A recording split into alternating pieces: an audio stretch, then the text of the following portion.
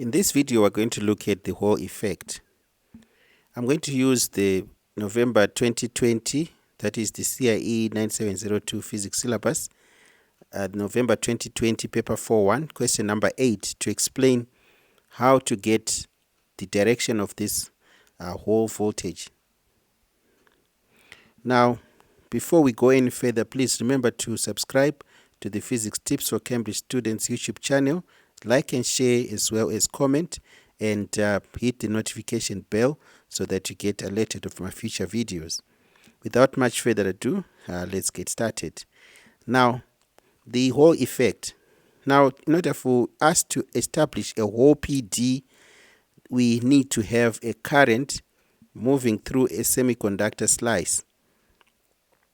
So we're going to say this current is I, and then the magnetic field there will be going down. Okay, suppose we've got a magnetic field running down the semiconductor slice. Okay, so we're going to call that B. Right. So the interaction between the magnetic field due to this B and then the magnetic field due to the current carrying wire right through it is going to cause the charge carriers that are in the semiconductor to migrate. So they're going to move. Now, to find the direction of the movement of these charge carriers, mind you that we're going to consider the N-type semiconductor. Okay. So in this N-type semiconductor, the majority of charge carriers are electrons. Okay. So a little trick that I can give you is, if you don't want to get stuck, especially in this physics syllabus, I urge you to use the Fleming's right-hand rule for electrons. Okay, so this will be your thumb to show the motion of the electrons, that is. And then this will be your first finger, which is to show you the field, magnetic field. And then this will be the direction of the electrons. Okay. Right. So applying Fleming's right-hand rule to this above scenario, the conventional direction of current, like we said, that it is into the page, as you can see, right? And the electrons tend to oppose this direction of conventional current, so they tend to move out of the page.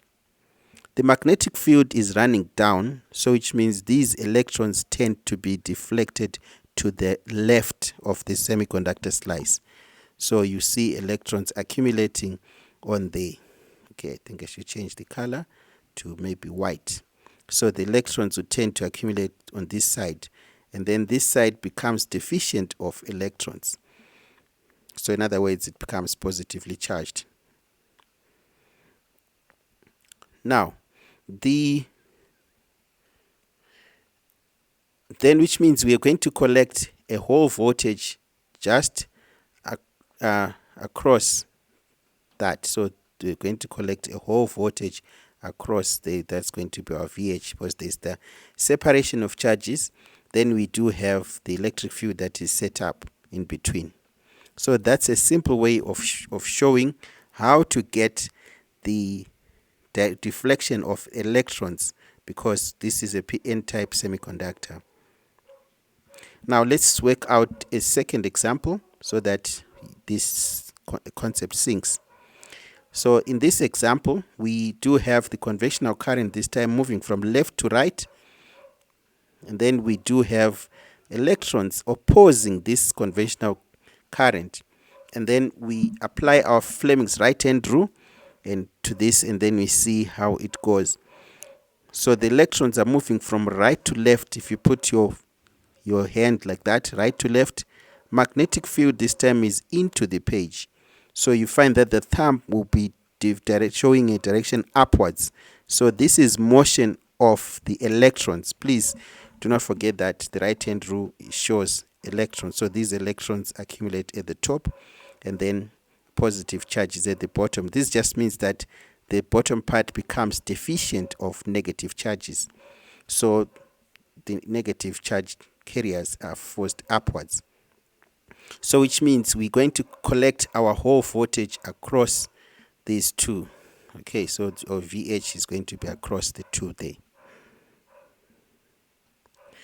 Right, so now having done this, we can now move on to our November 2020 paper 4.2 question number 8. Paper 4.1, sorry, question number 8. Now says that a slice of a conducting material has its face QRLK. QRLK, that's this one over there, normal to a uniform magnetic field of flux density B. So the magnetic flux density is that which is B, is illustrated in 8.1. Electrons enter the slice. So these, they've made it easy for us. We now have electrons already entering perpendicular to face PQ. That's this one. If I can change the color. So this now is PQJK. So that's where the electrons are entering. For the free electrons moving in the slice, state the direction of the force on an electron due to movement of the electrons in the magnetic field. Right, so applying our Fleming's right-hand rule to this, electrons are already entering, so we just follow the same route. And then in this case, we have the magnetic field getting from right to left, so which means your hand would be showing the thumb facing downwards, so the thumb goes downwards, so which means the electron will suffer a downward motion. Okay, it will be forced downwards, so which means that right at the bottom there we are going to get negative, and then at the top there we're going to get positive. Okay, right, moving on. The question goes on to say, identify the phases using the letters on figure 8.1 between which a potential difference is developed. So let's go back to our diagram.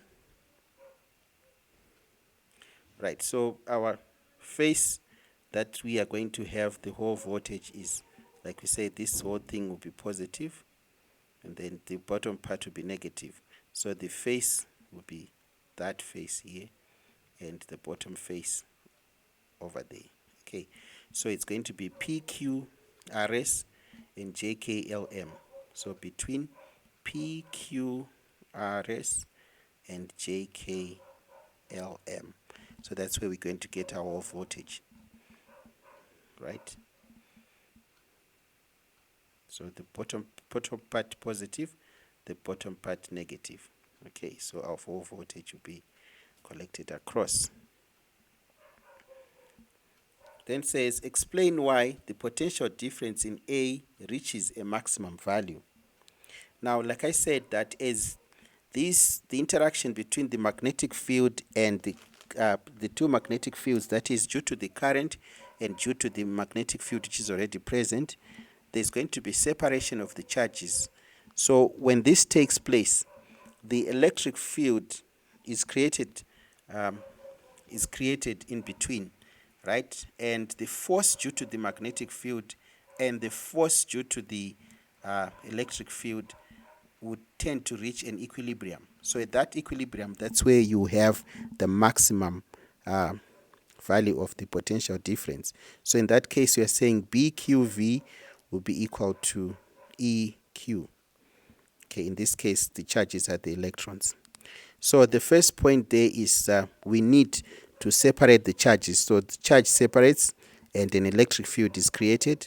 Then when that electric field is created between the opposite faces, the maximum value that is reached is when the force, the electric force, is equal to the magnetic force. So this is the magnetic force, and then this is the electric force. I hope it makes sense. Now moving on. Says the number of free electrons per unit volume in the slice of material is 1.3 times 10 to the power of 29 per per cubic meter. The thickness PQ of the slice is 0.10 millimeters. The magnetic flux density B is 4.6 times 10 to the power of minus 3 teslas.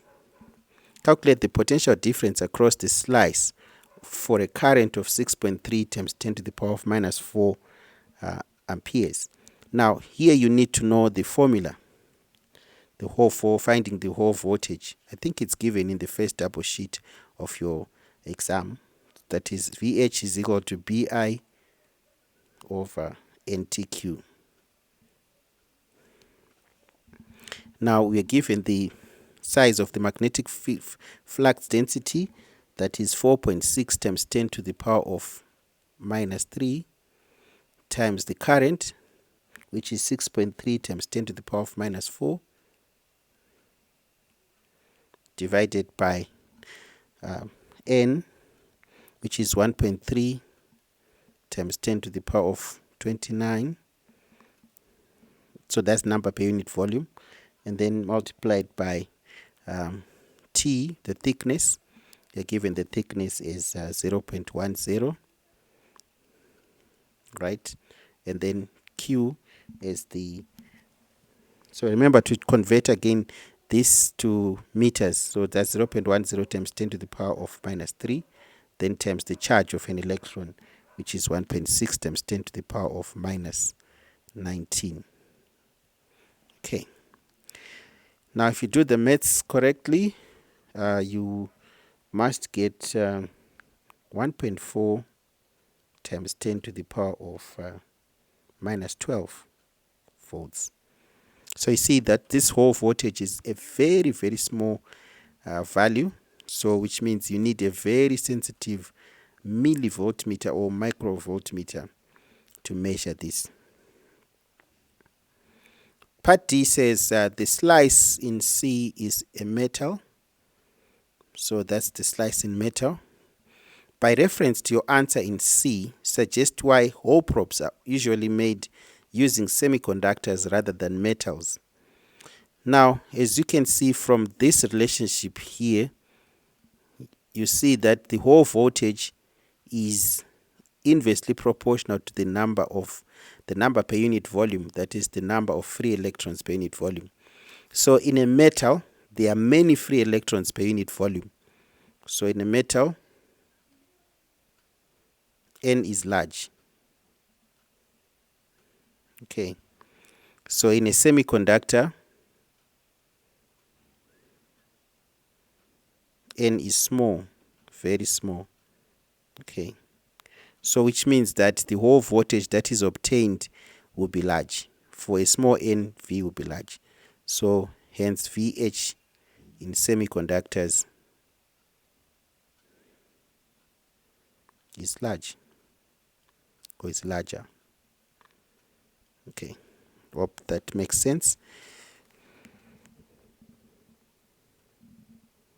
So which means VH for semiconductors will be easy to measure. This one is hard to measure on a voltmeter, but on a for a semiconductor it will be easier to measure. Right, I hope I've done justice to the topic. Please let me know in the comments if you need clarification on any part of the video.